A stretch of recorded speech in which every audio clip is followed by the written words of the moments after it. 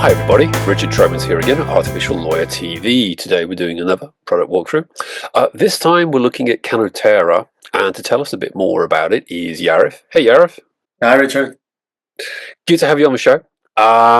If you could just tell us a bit about yourself, a bit about the company, and then give us a product walkthrough, that'd be fantastic. And I'll come back in about 10 minutes, but please take it away. Thank you very much, Richard. So my name is Yariv Lissauer. I'm the founder and CEO of Canotera. Canotera builds a predictor for litigation outcomes. We sit on data that we retrieve from publicly available repositories and also from proprietary data sets that we get access to from our customers.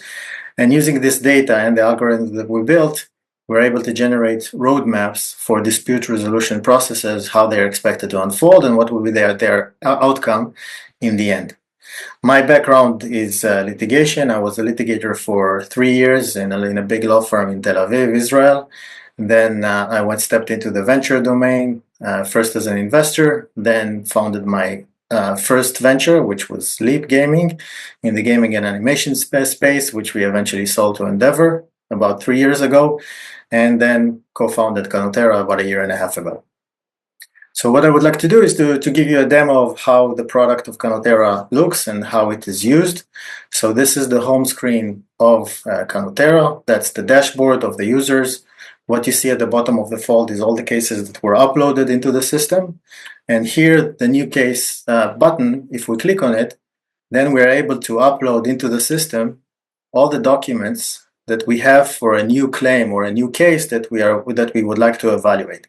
So let's assume that right now, in this case, we only have the insurance policy and the claim form that we received from the claimant.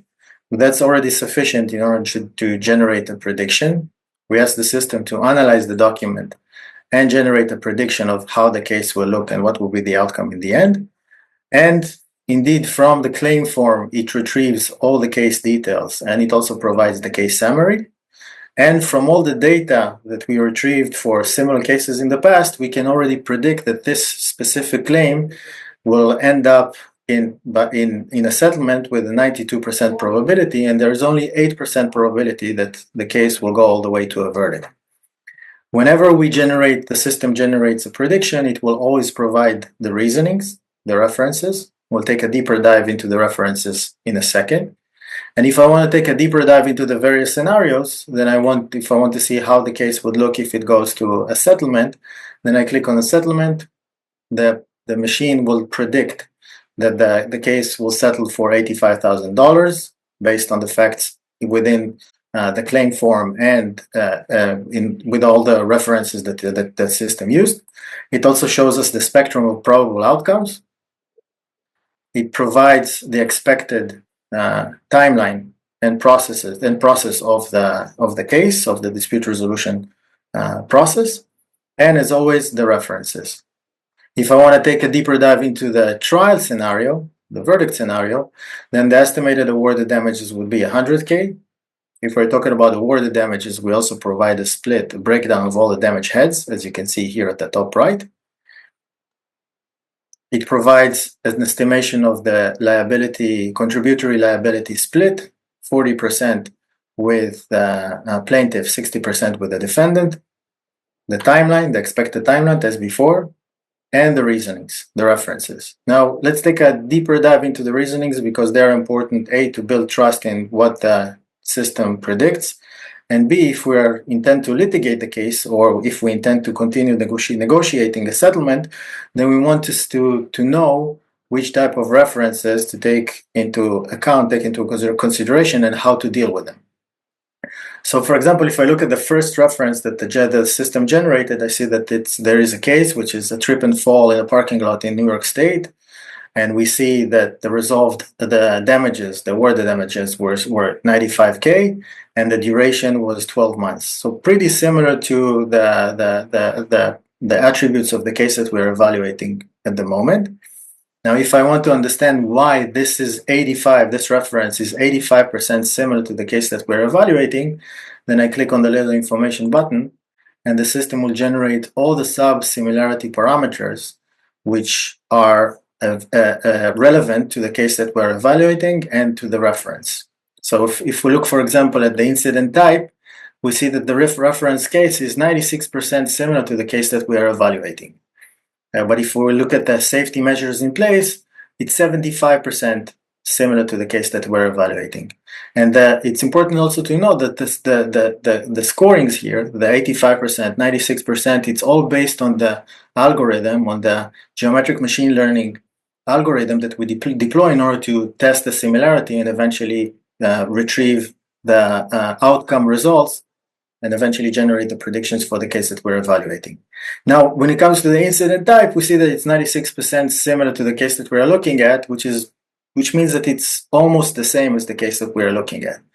If we want to know why this is 96% similar to the case that we're evaluating, then we click again on the information button, and we get the explanation. Both cases involve fault-related incidents caused by a not safe surface. And it also sends us to the passage from the verdict itself where the judge talks exactly about that. So this is basically the bedrock of reasoning. You cannot go deeper than that. And that should make you comfortable about the value. And it should also give you the right direction within the reference where you need to look at if you intend to use the cases in your litigation practice. By using this user experience that we've just gone through, that gives the user a very clear snapshot of where they are in terms of the life cycle of the event, the outcome, and the expected roadmap, which are the most important KPIs that any stakeholder in the case would want to know. And this is supposed to be the best friend of the litigator or the claim manager throughout the lifetime of the case or the claim. And whenever things change, new documents become available. Expectedly, also, the predictions will be updated.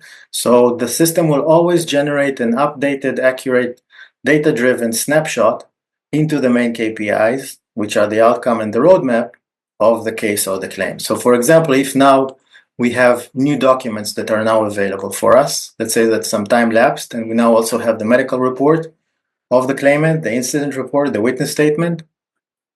We ask the system to take those documents into account. We see that after it digested the new documents and the data that is embedded in them, we see that the system tells us that the values indeed changed. So we need to go back to the dashboard, and we see that the probability breakdown between settlement and trial is now different.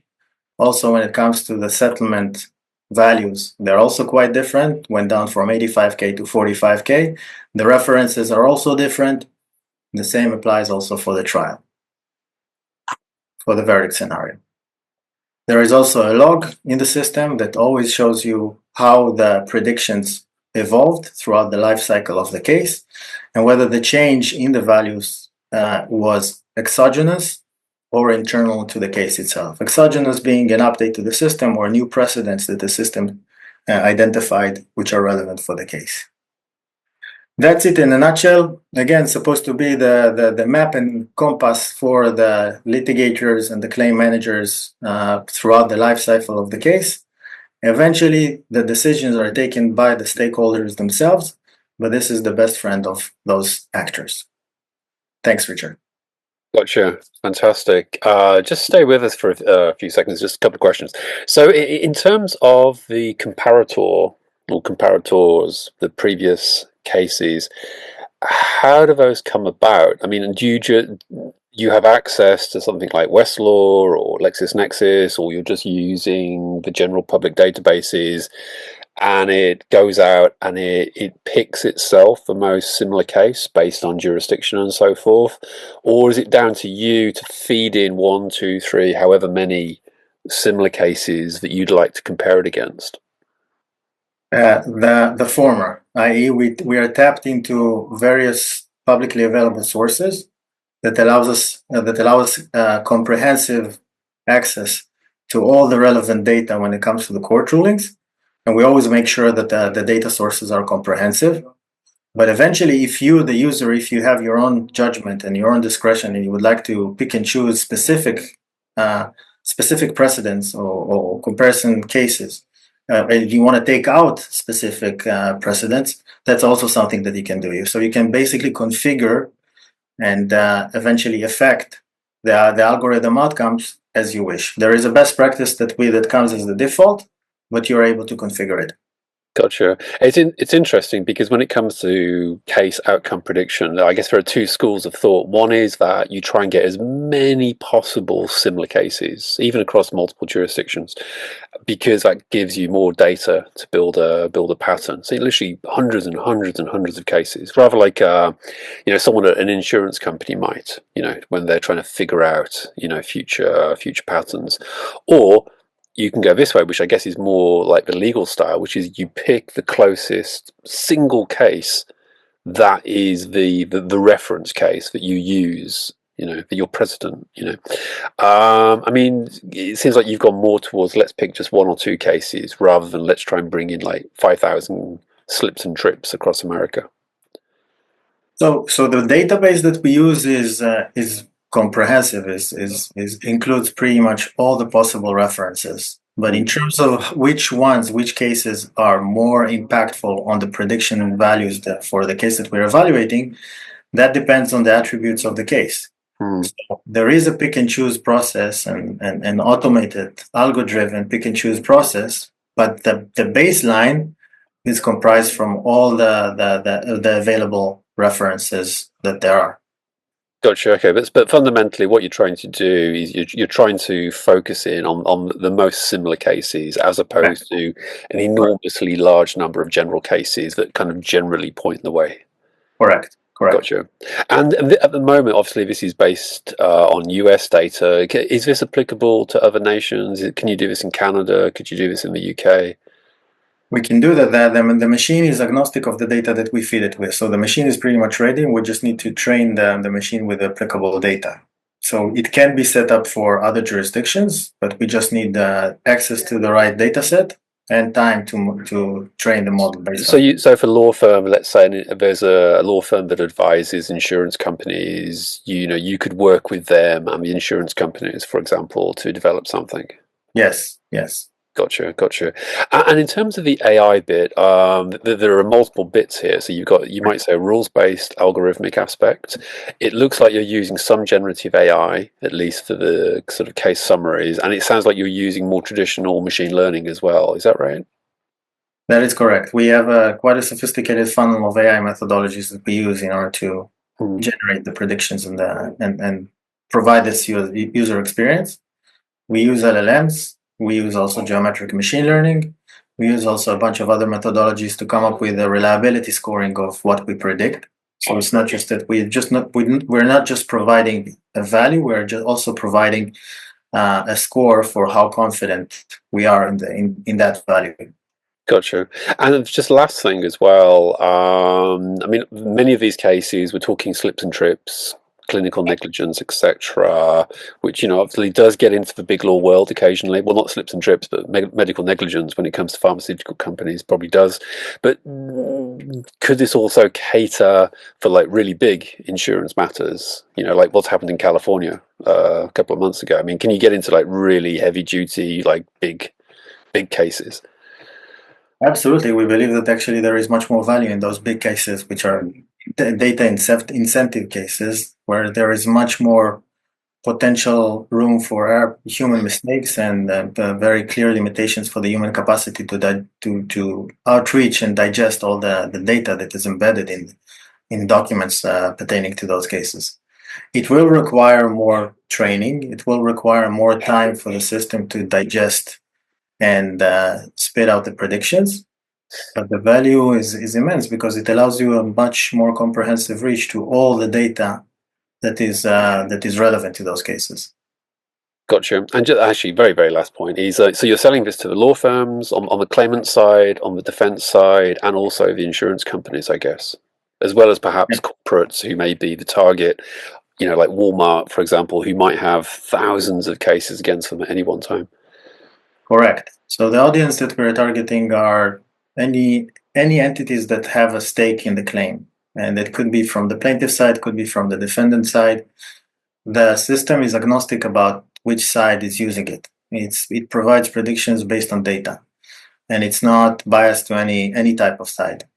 There are obviously all kind of small nuanced UI features which are more geared and configured to a specific type of audience, like for example, insurance companies on the one hand or law firms on the other. But the basic value proposition is pretty much the same for, but it doesn't matter which side you are from. Brilliant. Thanks, Yariv. That's all we've got time for today, but it's a very interesting area, and I'm sure we're going to hear a lot more about it. So thank you very much. Thank you very much. Appreciate it.